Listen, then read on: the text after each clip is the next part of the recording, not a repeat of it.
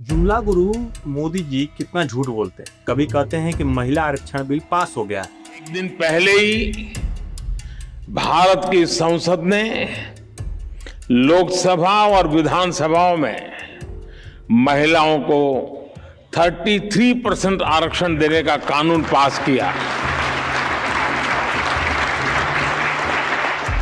तो कभी कहते हैं कि कांग्रेस, सपा और टीएमसी ने रोक दिया। तो कांग्रेस, डीएमके, टीएमसी, सपा जैसी परिवारवादी पार्टियां खुशी से तालियां बजा रही थी। महिलाओं से उनके अधिकार छीनकर ये लोग मेजें थपथपा रहे थे। लेकिन असली खेल ये नहीं है दोस्तों, असली कारण है मोदी जी का डर। हाँ, वही डर जो उन्हें 2024 में हुआ। हाँ, वही डर जो इस बार लोकसभा में देखने को मिला। नमस्कार दोस्तों, मैं प्रोफेसर और आज बात करेंगे इसी मुद्दे पर कि जब मोदी जी ने बिल पास करा दिया था तो दोबारा क्यों संसद में इसे लाने की जरूरत पड़ी। तो सबसे पहले आप लोग यह वीडियो देखिए। यह वीडियो है एनएक्सटी 2026 समिट का, जो 12 से 14 मार्च 2026 को ही दिल्ली में हुआ था और मोदी जी ने कहा था कि महिला आरक्षण बिल पास हो गया है। सभा और विधानसभाओं में महिलाओं को 33% आरक्षण देने का कानून पास किया। लेकिन कल तो मोदी जी रोने लगे। और नारी सब भूल जाती है, अपना अपमान कभी नहीं भूलती। यानी महिलाओं के नाम पर बड़ी बड़ी राजनीति हो रही है, लेकिन असल खेल कुछ और ही है। 2023 में नारी शक्ति वंदन अधिनियम पास हो गया, पूरा देश तालियां बजा रहा था। फिर 2026 आया और बिल फेल हो गया। मोदी जी ने कहा कि महिलाओं के सपने कुचल दिए गए, विपक्ष ने पाप किया है। सोचिए, अगर 2023 में पास हो चुका था बिल तो 2026 में उसे लाने की जरूरत क्यों पड़ी। तो आखिर इसका सच क्या है, मैं आपको बताऊंगा और दिखाऊंगा भी। 2026 का महिला आरक्षण बिल क्या था और हुआ क्या था। सितंबर 2023 में नारी शक्ति वंदन अधिनियम 106वां संविधान संशोधन संसद में पास हो गया। लोकसभा और राज्य विधानसभाओं में महिलाओं के लिए 33% सीटें लागू कर दी गई, लेकिन एक बड़ी शर्त थी। यह लागू होगा अगले जनगणना के बाद और उसके बाद सीटों के नए सिरे से बंटवारों के बाद। इसलिए 2024 के चुनाव में यह लागू नहीं हो पाया। यानी साफ था कि जनगणना के बाद ही महिला आरक्षण भी लागू हो पाएगा। लेकिन अभी 2026 में क्या हुआ, इसकी भी सच्चाई है।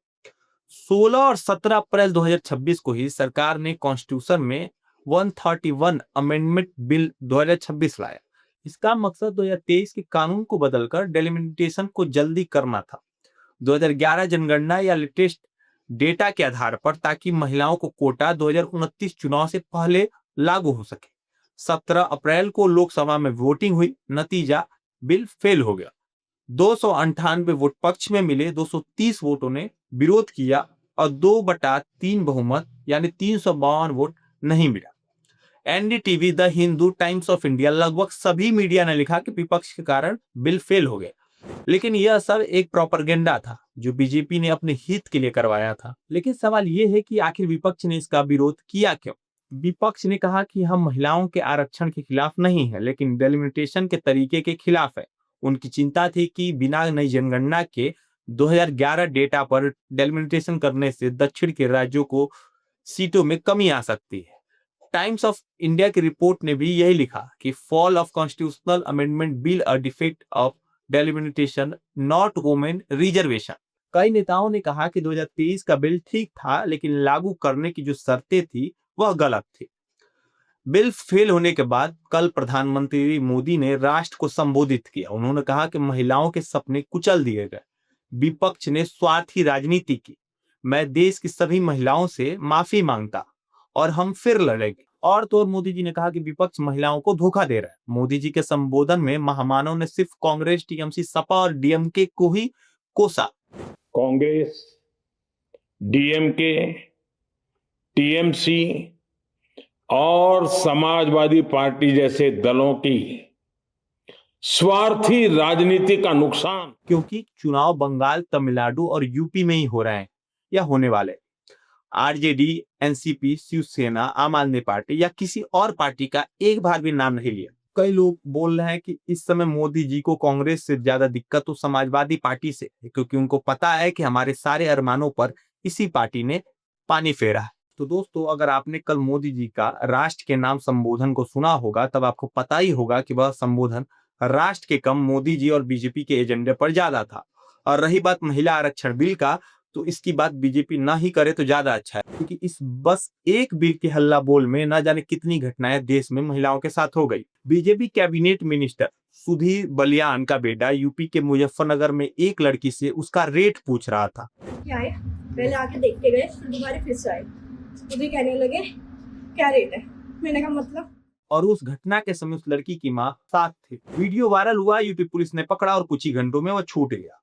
और यह वीडियो मणिपुर का है। आज देश में सबसे ज्यादा अशांति मणिपुर में ही है और सरकार भी बीजेपी की है। इन वीडियो में साफ दिख रहा है कि कैसे फोर्स का बीजेपी गलत इस्तेमाल करके आम जनता को परेशान कर रही। तो अब आप ही बताइए कि जो पार्टी महिला आरक्षण का रोना रो रही है, उसका काला चेहरा क्या है। दोस्तों, बात तो यह है कि बीजेपी सिर्फ चुनाव जीतना चाहती है, उसके लिए वह किसी भी हद तक जा सकती है। तो दोस्तों, अगर आपको वीडियो पसंद आया हो तो हमें सब्सक्राइब जरूर करें और अपनी बातों को कमेंट में जरूर बताएं। वीडियो को ज्यादा से ज्यादा शेयर करें, जिससे बीजेपी के इस शातिर खेल का पता आम लोगों को पता कर सके। नमस्कार, जय हिंद, जय भारत।